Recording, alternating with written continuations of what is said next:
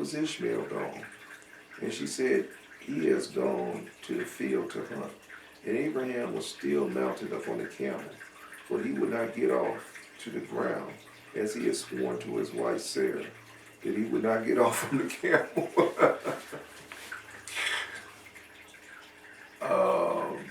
How can I put this to you? Because you're all grown-ups out there pretty much that follow street preach, but this is a children's format as well, a family format. So I'm always very careful how I word things. She says, swear you keep your butt on that camel. Don't you get off that camel, because I don't want you to reminisce of a tryst that you had in a tent with Hagar and to producing something else. It's the woman's day. And Abraham said to Ishmael's wife, my daughter, give me a little water that I may drink, for I am fatigued from the journey. And Ishmael's wife answered and said to Abraham, we have neither water nor bread. She continued sitting in the tent and did not notice Abraham. Neither did she ask him who he was. But she was beating her children in the tent, and she was cursing them, a child abuse. And she also cursed her husband Ishmael, and reproached him. And Abraham heard the words of Ishmael's wife to her children, and he was very angry and displeased. And Abraham called to the woman to come out to him from the tent, and the woman came and stood opposite Abraham, for Abraham was still mounted up on the camel. And Abraham said to Ishmael's wife, when thy husband Abraham returneth home, say these words to him, a very old man from the land of the Philistines came hither to seek thee, and thus was his appearance and figure. I did not ask him who he was. And seeing thou wast not here, he spoke unto me and said, when Ishmael thy husband returneth, tell him, thus did this man say, when thou comest home, put away this nail of the tent which thou hast placed here, and place another nail in its stead. And Abraham finished his instructions to the woman, and he returned and went off on the camel homeward. And after that Ishmael came from the chase, he and his mother, and returned to the tent. And his wife spoke these words to him, a very old man from the land of the Philistines came to seek thee. And thus was his appearance and figure. I did not ask him who he was. And seeing thou was not at home, he said to me, when thy husband cometh home, tell him, thus saith the old man, put away the nail of the tent which thou hast placed here, and place another nail in its stead. Saying, get rid of that woman, that child abusing woman, that rude, disrespectful woman, and replace her with another. And Ishmael heard the words of his wife, and he knew that it was his father, and that his wife did not honor him. And Ishmael understood his father's words that he had spoken to his wife. And Ishmael hearkened to the voice of his father. And Ishmael cast off the woman, and she went away. Gave her the boot to the uprights, because of Abraham, his father. And Ishmael afterward went to the land of Canaan, and Ishmael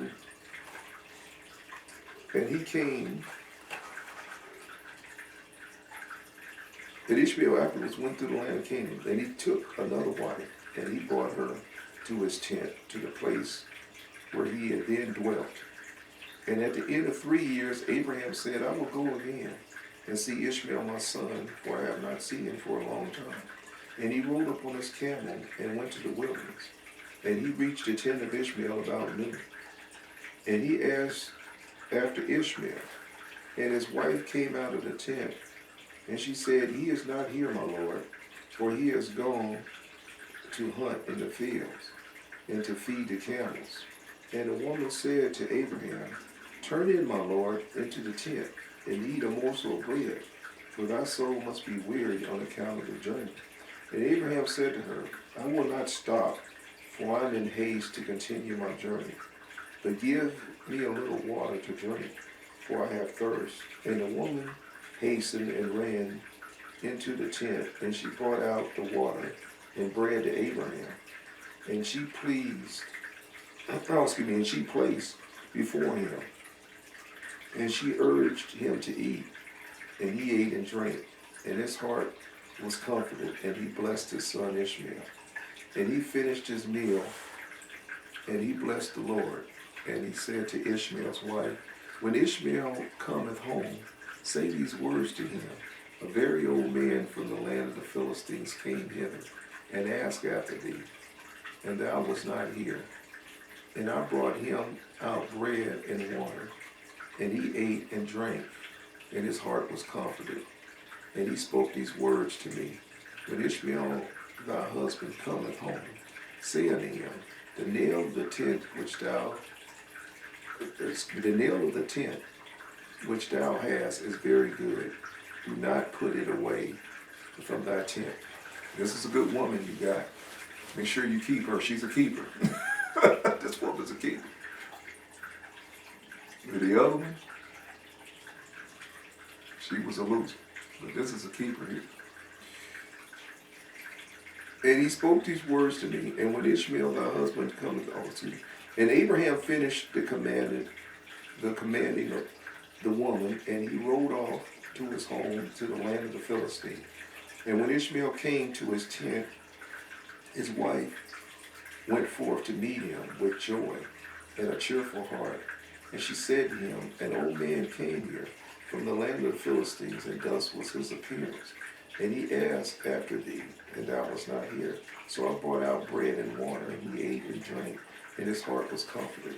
And he spoke these words to me, When Ishmael thy husband cometh home, say to him, The nail of the tent which thou hast is very good. Do not put it away from the tent. And Ishmael knew that it was his father, and that his wife had honored him, and the Lord blessed Ishmael. And Ishmael, when he arose up, and took his wife and his children, and his cattle and all belongings to him, and he journeyed from there, and he went to his father, to the land of the Philistines. And Abraham related to Ishmael his son the transactions with his first wife that Ishmael took according to what she did. He gave her up, said how rude she was, what a rude woman this was, a rude wife. And Ishmael and his children dwelt with Abraham many days in the land. And Abraham dwelt in the land of the Philistines a long time. And the days increased and reached 26 years. And after that, with his servants and all belonging to him, went from the land of the Philistines and removed to a great distance. And they came near to Hebron, and they remained there. And the servants of Abraham dug wells of water. And Abraham and all his belonging to him dwelt by the water. And the servants of Amalek, king of the Philistines, heard the report that Abraham's servants had dug wells of water in the borders of the land. And they came and quarreled with the servants of Abraham, and they robbed them of the great well which they had dug. And Amalek, king of the Philistines, heard of this affair, and he went to Philco, the captain of his host. And 20 of his men came to Abraham, and Amalek spoke to Abraham concerning his servants. And Abraham rebuked Amalek concerning the well of which his servants had robbed him. And Amalek said to Abraham, As the Lord liveth, look out, remember my teaching in the past about people to say, As the Lord liveth. As the Lord liveth, who created the whole earth, I did not hear of this act which my servants did unto thy servants until this day. And Abraham took 7 ewe lambs and gave them to Amalek, saying, Take these, I pray thee, from my hands, that it may be a testimony for me that I dug this well. And Amalek took 7 ewe lambs, which Abraham had given him, for he had also given him cattle and herds in abundance. And Amalek swore to Abraham concerning the well. Therefore he called the well Beersheba, for there they both swore concerning it. And they both made a covenant in Beersheba. And Amalek rose up with Philcol, the captain of his host, and all his men, and they returned to the land of the Philistines. And Abraham and all his belongings to him dwelt in Beersheba. And he was in the land a long time. And Abraham planted a large grove in Beersheba, and he made it 4 gates facing the 4 sides of the earth, and he planted a vineyard in it, so that if a traveler came to Abraham, he entered any gate which was in his road, and remained there, and ate and drank, and satisfied himself, and then departed. He made like a little, what could you say? Like a roadside cafe. Roadside. You had the roadside stops where you can stop and eat and drink when you're traveling.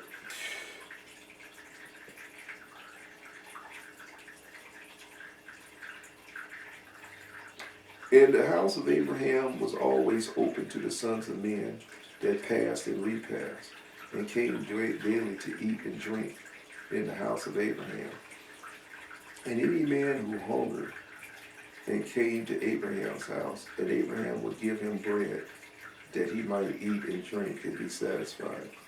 And anyone that came naked to his house, he would clothe with garments, that he might choose, and give him silver and gold, and make him known to him, the Lord who created him in the earth. This is his. Abraham was taking care of the physical needs as well as introducing him to his God, the God who created heaven and earth. So this was, he was witnessing this way. Excuse me. And did created him in the earth, and did Abraham all his life. And Abraham and his children and all belonging to him dwelt in Beersheba. And he pitched his tent as far as Heber. And Abraham's brother Nahor and his father and all his belongings to them dwelt in Haran, for they did not come with Abraham to the land of Canaan. And the children were born to Nahor, which Milcah, the daughter of Haran, and his sister to Sarah, Abraham's wife, bare to him. And these are the names of those that were born to him in Uz, Buz, Kibiel, Kesed, Jazo, Pildish, Titna, and Bethuel, being 8 sons.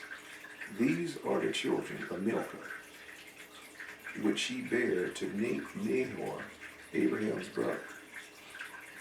And Nahor had a concubine, and her name was Reumah, and she also bare Nahor, Zedek, Gakash, Takash, and Makkah, being 4 sons. What these names? And the children that were born to Nahor were 12 sons beside his daughters, and they also had children born to them in Haran. And the children of Uz, and the firstborn of Nahor, were Abi, Cherith, Gaden, Malus, and Deborah, their sister. And the sons of Buz were Berakah, Nema, Sheva, and Madani. And the sons of Kibiel were Aram and Rekab. And the sons of Kesed were Amalek, Meshai, Benan, and Yiphi, and the sons of Kaza was Peldish, Meki, and Ophir. And the sons of Peldish were Aaron, Shannon, Mered, and Moloch. And the sons of Telach was Mushin, Cushan, and Mutzi. And the sons of Bethiel was Sacher, Laban, and their sister Rebekah. These are the families of the children of Nahor that were born to them in Haran. And Aram, the son of Chemiel, Rechab his brother, went away from Haran, and they found a valley in the land by the river of Euphrates, and they built a city there. And they called the name of the city after the name of Pether, the son of Aram. That Aram Naharaim until his day, these days. And the children of Kesed also went to dwell where they could find a place. And they went and they found a valley opposite to the land of Shinar. And they dwelt there. And they built themselves a city. And they called the name of the city Kesed, after the name of their father. That is the land of Kesedom. That is the land of Castor until this day. And Castor dwelt in the land, and they were fruitful and multiplied exceedingly. And Terah fathered Nahor, and Abraham went and took another wife in his old age. Now this is Abraham's father. Remember the pagan that served in the prince of Nimrod, Terah, the rat that ratted on Abraham for destroying his idols, and got him and his brother cast into the fiery furnace. Still alive and still having babies. And Terah fathered Nahor. Abraham went and took another wife in his old age, and her name was Pelilah, and she conceived and bare him a son, and he called his. Now this is Abraham's father. I mean, these old cats was getting busy. I mean, they were pumping kids out. 100 and something years old, they wouldn't stop it. Abraham was 100. So you know his father got to be pushing like, I don't know. Well, it'll tell us in a minute, but at least 150 to 70 years old. Still pumping out kids. And Terry, I got to read your skin. I mean, these old cats don't stop. And Terah fathered Nahor. Abraham went and took another wife in his old age, and her name was Pelilah, and she conceived and bare a son and called his name Zoba. And Terah lived 25 years after he begat Zoba. And Terah died in that year. And this is the 35th year of the birth of Isaac, son of Abraham. And the days of Terah was 205 years. So I was almost right. I said about 150 to 170. So he was close to 180, I think. Minus 25 years when he had that last kid. And the days of Terah were 205 years. Yeah, that's about right. That puts him at, when he had that kid, he was 180 years old. And Zoba, the son of Terah, lived 35 years.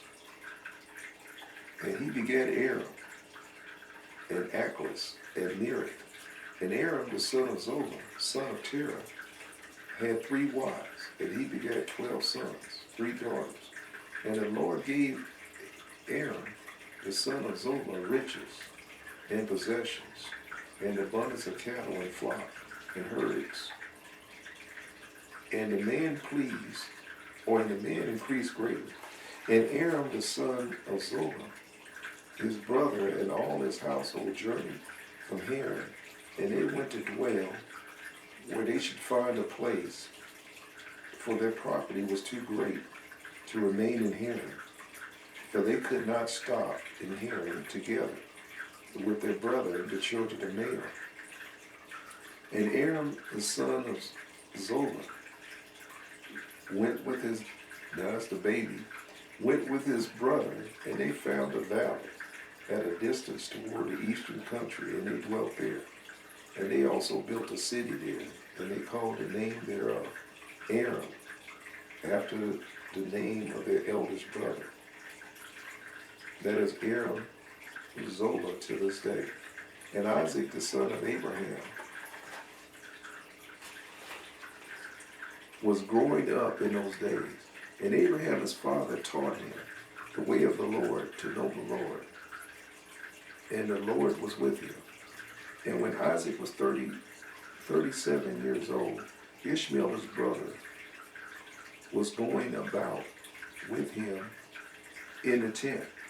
And Ishmael boasted of himself to Isaac, saying, I was 13 years old when the Lord spoke to my father to circumcise us. And I did according to the word of the Lord, which he spoke to my father. And I gave my soul unto the Lord, and did not transgress his word, which he commanded my father. And Isaac answered Ishmael, saying, Why dost thou boast to me about this, about a little bit of thy flesh, which thou didst take from thy body? Remember what I said, children of the flesh. And that's what he's boasting about, his circumcision. Remind you of the Pharisees in Jesus' day, persecuted him. And then later, James the Ebionite, they persecuted Paul regarding circumcision.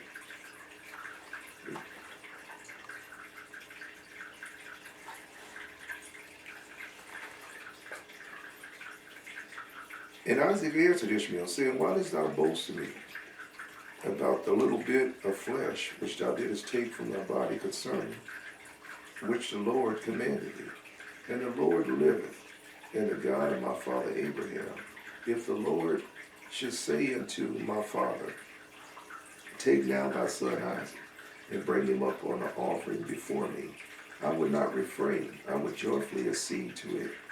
And the Lord heard the word of Isaac, spoke to Ishmael. Be careful what you say. God is listening. And you heard me say over the years, you can follow the streets, he got big apple on the ears, the tunes in. So everything you say, when you get to boasting, he might just put you through the test to see if it was just talk or you meant what you said. So we now know that this test that Abraham put Isaac through came about through his boasting to Ishmael. But he'll do anything for God. You've heard that before. I'll do anything. That people, you might have known the people. And then when a crisis arises, they flee. They cave in.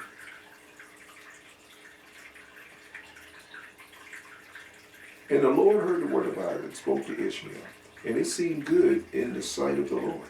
And he thought to try Abraham, to tempt Abraham, to try him in this manner. And the day arrived when the sons of God came and placed themselves before the Lord. And Satan also came before the sons of God, before the Lord. Here we go. How many times we heard that? Satan's listening too. Hey, you heard him. You heard him, God. Satan run up there with his petition. You heard what he said. You know you got a testimony. The Bible says not to give place to the devil. That's one of the reasons you don't give places boasting.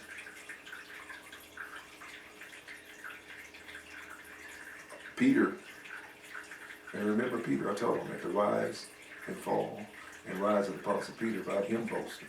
And Satan was there to petition God and to test him. He opened the door.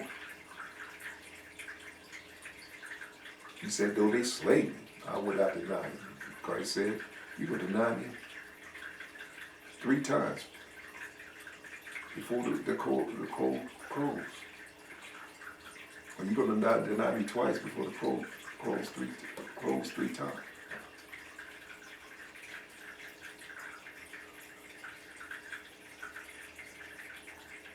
Boasting opens the door to Satan. So be careful about the boasting. That's why you serve God in humility. This is dealing with spiritual warfare. Here's Satan here. Open the door to him. And the day arrived when the sons of God came and placed themselves before the Lord. And Satan also came. Remember with Job, same thing. With the sons of God before the Lord. And the Lord said unto Satan, whence comes thou? And Satan answered the Lord, from going to and fro in the earth. They had the same conversation over and over again. And from walking up and down it. The Bible says, I believe it's in Peter. I forget where in Peter's here. I think it's 1 Peter 3 and 2 Peter 3 or 5, one of the two. It says, be sober, be vigilant, because I believe it's 1 Peter 5:8. Be sober, be vigilant, because your adversary, the devil, as a roaring lion, walketh about seeking whom he may devour. That's what Satan does. And you open the door by boasting. That's why the Bible made it very clear about boasting in the New Testament. It said, if you boast in the Lord. Not in what you can do for the Lord. I've done for the Lord, or doing for the Lord. Boast in the Lord. Big difference.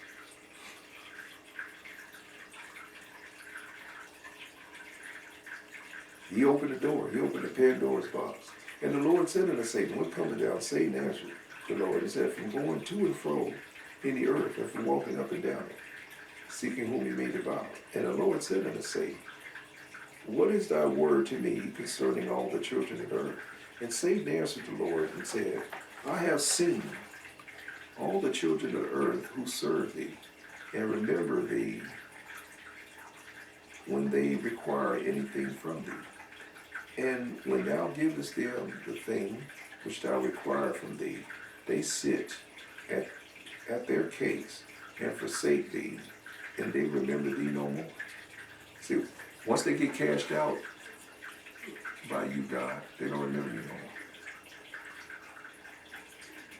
Hast thou seen Abraham, the son of Terah, who at first had no children, and he served thee, and erected altars to whatever he came, and he brought up offerings upon him, and he proclaimed thy name continually to all the children of the earth?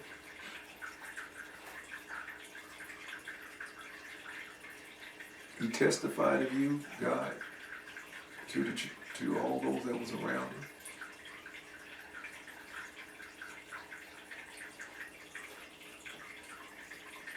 He gave a testimony. He was a witness to you. And now that his son Isaac is born to him, he has forsaken it. He has made a great feast for all the inhabitants of the land. And the Lord he has forgotten. For amidst all that he has done, he brought thee no offering, neither burnt offering, nor peace offering, neither ox, nor lamb, nor goat, of all that he killed on the day that his son was weaned. Even from the time of his son's birth till now, being 37 years old. Satan's on top of his job. He built no altar before thee, nor brought any offer to thee. For he saw that thou didst give what he requested before thee, which is a son, and therefore forsook thee. He said he got cashed out by his son and moved on. He's no longer serving you, God, like he used to before he had this son. This son has become more important to him than you. Place the son above you. It's basically what he's saying. And the Lord said to Satan, hast Thou thus considered my servant Abraham, for there is none like him. Now he said the same thing about Job. For there is none like him in the whole earth, a perfect and upright man. This is the same speech God gave to Job. Upright man before me, one that feareth God and avoideth evil. As I live, where I say unto him, bring up Isaac, thy son, before me, and he would not withhold him from me. Much more, if I told him to bring up a burnt offering before me from his flock or herds. And Satan answered the Lord. He said, Abraham was not only sacrifice anything I told him among his flock, he sacrificed his son for me. So God is betting on, once again, this is the bet going between God and Satan, just like with Job back in the day. And Satan showed up in the Bible for other people as well to tempt him. I believe Joshua.